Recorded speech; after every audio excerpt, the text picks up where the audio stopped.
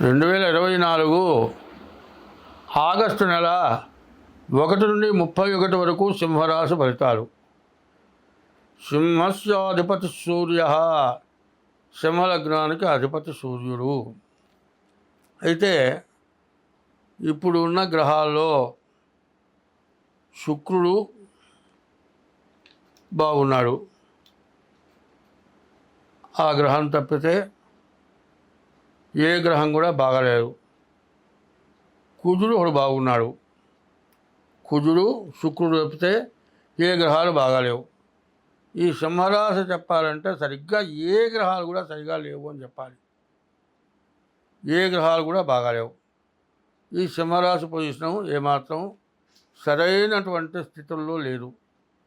కాబట్టి ఈ సింహరాశిని గురించి ఆలోచిస్తే పూర్తిగా బాగాలేదు.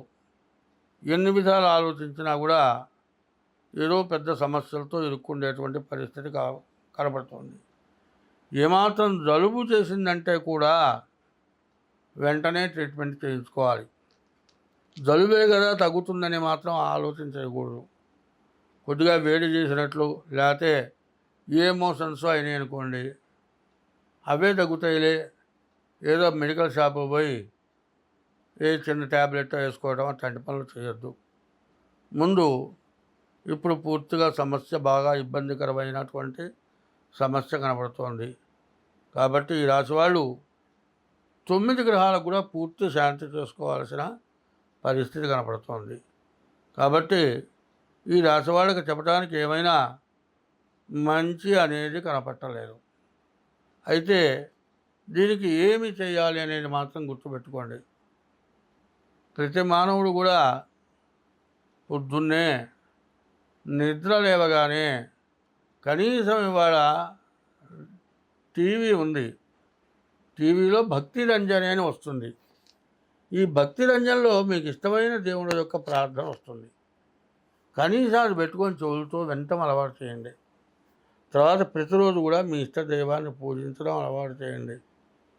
తర్వాత ఎన్ని ఉన్నా కూడా ఏమవుతుందంటే ఇష్టదైవాన్ని పూజిస్తే ఎప్పుడూ మనని కష్టం నుండి బయటపడేస్తారు.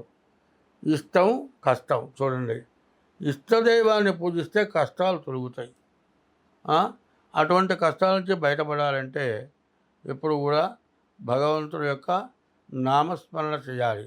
ఈ భగవంతుడి యొక్క నామస్మరణ చేసిన వాళ్ళకి ఎప్పుడు కూడా ఎటువంటి ఇబ్బంది జరగదు. ముందు ఇష్టదైవాన్ని పూజించడం అలవాటు చేయాలి.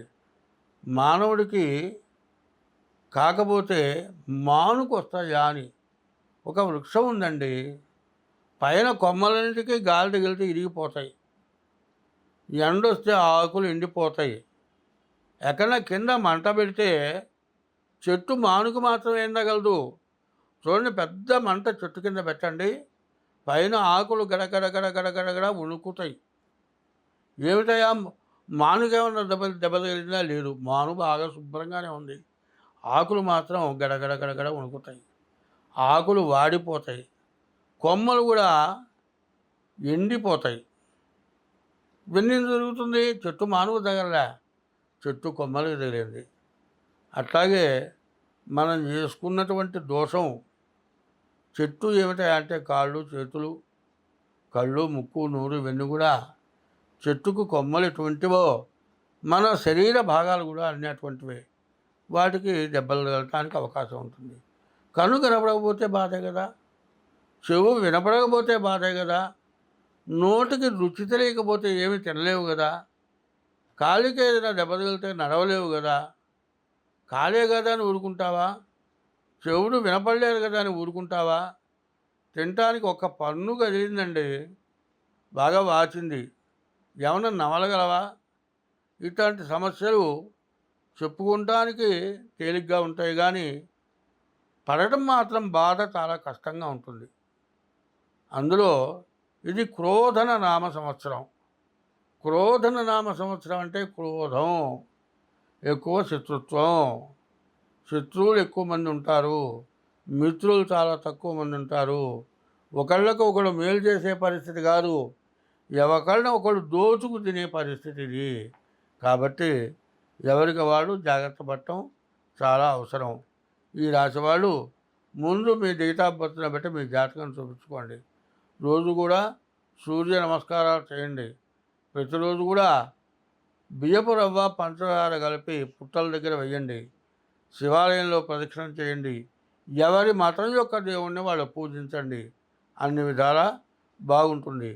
కాబట్టి ఈ రాశి వాళ్ళకి చాలా సమస్య ఉంది కాబట్టి మీ డేట్ ఆఫ్ బర్త్ ద్వారా మీ జాతకం చూపించుకోవటం, తర్వాత అది లేకపోతే హస్తసాముద్రిక ద్వారా మీ జాతకం చూపించుకోవడం చాలా విశేషం. ఎందుకంటే ద్వాదశాష్టమ జన్మస్థం శని అంగారకో గురు కుర్వంతి ప్రాణ సందేహం స్థానచలనం ధనక్షయం. 12 కానీ 1 కానీ 2 కానీ 12, 1, 2 ఈ 3 రాసుల్లో శని కానీ కుజుడు కానీ గురువు కానీ ఉండేటట్లయితే ఉన్న చోటు నుంచి స్థానం కదిలి వెళ్ళిపోవాల్సి వస్తుంది. విపరీతమైన డబ్బు ఖర్చు అవుతుంది. ధనక్షయం జరుగుతుంది. ప్రాణాపాయాలు జరగడానికి అవకాశం ఉంటుంది. కాబట్టి ఈ రాశి వాళ్ళు ఎంత జాగ్రత్త పడితే అంత మంచిది. స్వస్తి.